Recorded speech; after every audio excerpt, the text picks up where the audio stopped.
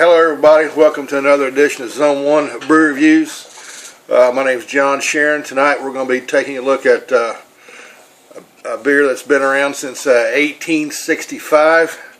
We're talking about Hamm's Premium Lager. This is a 4.7% ABV, and it's considered an American adjunct lager. So this beer's been around for a long time. 96, it was bought by Miller Brewing Company, and then since 2006, it's been produced by Miller Coors, which makes a premium, which we're going to try tonight, the Golden Draft, which I've never seen. I'd like to though, and one called a Special Light, which I've had, which is not a bad one. I was really surprised when I done some research on this beer. Looked up on Beer Advocate, the BAs give it a 66, which is a poor rating, but for them, that's pretty high for an adjunct lager, and the Bros give it a remarkable 74, which I find that shocking and hard to believe, but that's what it says.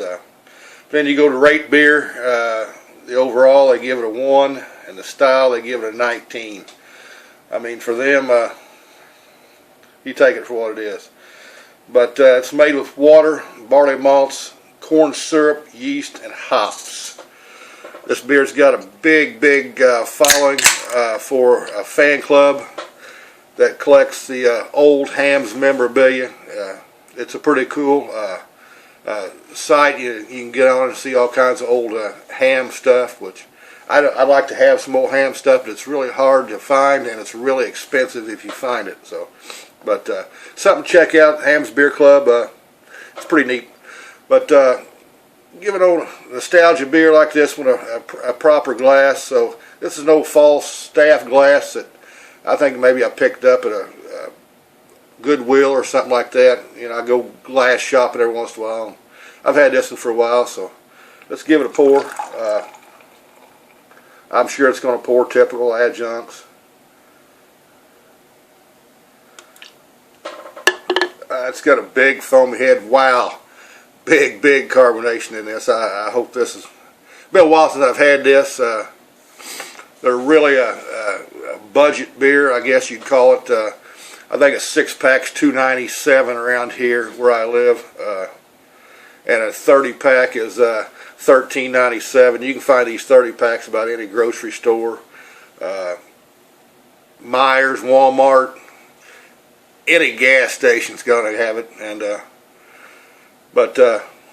let's give it a smell. Definitely get the malts in it. Really bready tasting smells. It's got corn syrup in it, which is maltose. It don't really smell much hops. Don't really smell much yeast. So, but let's give this old tiger a try.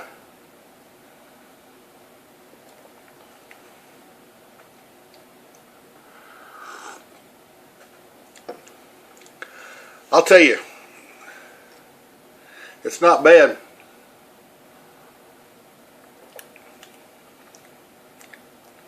It's definitely not bad. It's almost,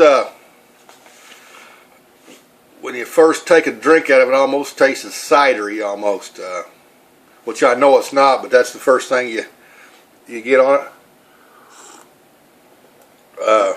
Watery because it's 4.7, but overall it's not a bad beer. The carbonation's died down a little bit in it. The head's gone away. I don't taste the hops in it. I don't taste the presence of that in it, but you can definitely tell it's the corn syrup. You can definitely get the barley malts in it.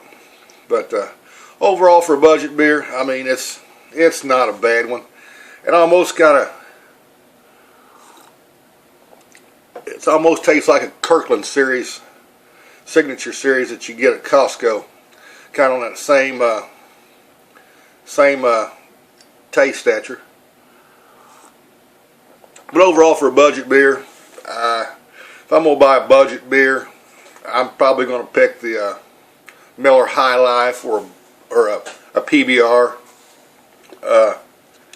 I mean, I give this beer pretty good score. I give it a solid B.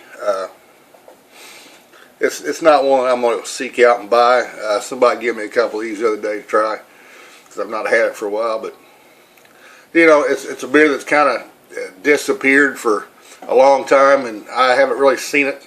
And it popped up a couple years ago, and it really took off like a barnstorm right here. Because I mean, it's $13.97. I mean, that appeals to people's budgets a little bit more than your 24 packs of Miller Lite, Bud Light. But I don't think it's going to outsell them. But overall, I mean, it's a good, clean beer. It's definitely a good beer. Like I said, it's been a few years since I've had this. I think it, from what I can still remember, it's not changed anyway. I can remember this beer back in the early 2000s, which I don't remember quite. I'm sure it's still the same recipe as back then, but then it kind of took a nose, like I said, kind of took a nosedive out of circulation for a while. It may even went out of circulation for a while, and it seems like it's really made a big comeback. I don't know where all it's sold. I'm going to say primarily in the Midwest, and I've never really seen it down south and up north when I've been up there. But overall, I mean, if you can find it, get it, try it. Hams, I'm definitely going to be looking for the Golden Draft. I've never seen that. I can definitely remember back years ago when Miller Coors, or Miller Brewing Company, I guess back then, before it was part of Miller Coors, I actually had a Miller High Life Golden Draft. I think that's totally off the market, because I've not seen that for years. And I only seen it a few times, but if anybody sees it, please let me know. But it's definitely a good one. But no, I mean, you're not going to go wrong. It's an old American classic premium beer. It says, born in the land of sky blue waters.